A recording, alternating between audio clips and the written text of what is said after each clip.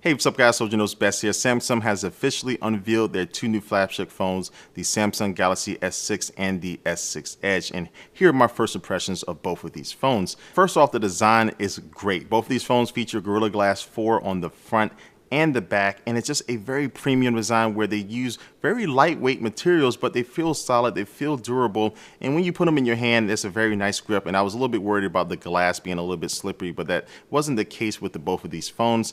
And color options, you have white pearl, black sapphire, gold platinum, blue topaz, and with the S6 Edge, you have a green emerald option, which is one of the ones that really stand out when you hear green on the cell phone. It doesn't really sound like it will work, but this definitely does work on the S6 Edge. Now, the expense of making these phones look and feel better, you don't have the option to remove your battery anymore, and also you don't have the option to expand your storage with a micro SD card. Now, both of these phones have 5.1-inch Quad HD Super AMOLED displays that have a resolution of 2560 by 1440 and a rocking 577 ppi. But the one difference with the S6 Edge is that it's a curved display on both sides, and it looks absolutely amazing because you don't have this sharp cutoff when you're watching a video.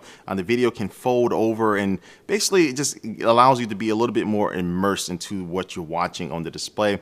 And it's just something you really have to see. I don't know if this camera could even do it justice. Once you see it in real life, you'll see all the sharp and vivid details you're able to get out of a great looking video on a great display that's on the S6 Edge. And again, it still looks just as good on the Galaxy S6, but that curved display is just something that's very unique that allows you to, again, just to get a little bit more into the content that you're watching. When it comes to battery life, the S6 has a 2,550 milliamp battery, where the S6 Edge has a 2,600 milliamp battery, but both feature wireless charging and just better compatibility with WPC and PMA wireless charging pads. So basically any charging pad out there for the most part you'll be able to use. And if you do want to charge it the old way by using a wire, it's going to be about 1.5 times faster than the S5. So that basically equates to, just by plugging it in for 10 minutes, you'll get about 4 hours of usage. Now, last year, Samsung introduced a fingerprint scanner with the Galaxy S5, but you had to swipe your finger down, which really wasn't the best method. But now they improved that by allowing you just to have to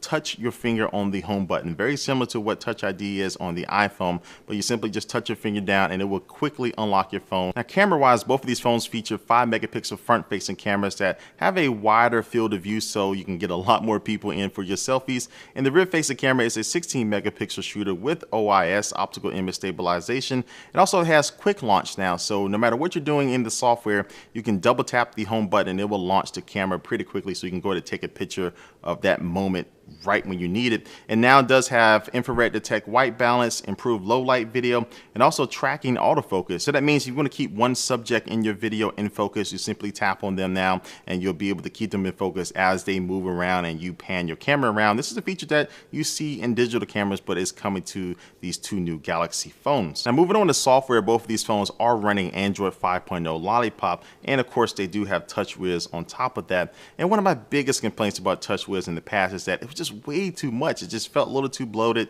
and this Samsung was just trying to throw everything in there and the kitchen sink, but they have dialed that back now with these two new phones, and I'm really enjoying it because the settings are just a little bit more organized. Everything is just a little bit more concise, and it's just less is more, and that really is working now with this new version of TouchWiz. And there's also better multitasking. You can have multiple apps running at the same time, and then if you just want to get rid of them, you can minimize them into these little bubbles and move those bubbles around on your screen. But what about the S6 Edge? How does this software take advantage of the curved displays on this new phone? Well, one thing is that if you do swipe over from the right hand side, you'll see a list of your favorite contacts, and they can be family members or friends, but you can tap on them and you'll have a few different quick actions like text them right away, and also you can assign them different colors. Now, why would you want to assign them a color? Well, with the S6 Edge, if you were to place it face down on the desk and you walk away and somebody was to send you a text message, it will light up in red or blue, whatever colors you assign to them, so you can know exactly who's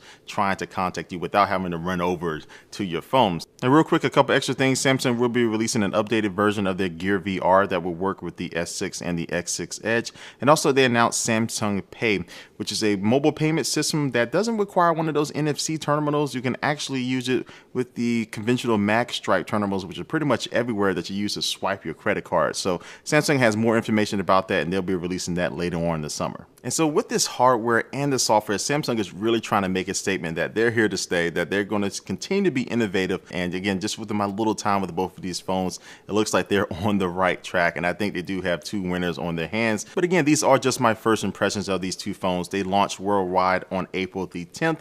But stay tuned for more coverage, and definitely leave a comment down below what you think about these two phones. They've been talked about for a while. I'm interested to see what you think about them. But like always, thanks for watching this video, guys, and I will catch you later. Peace.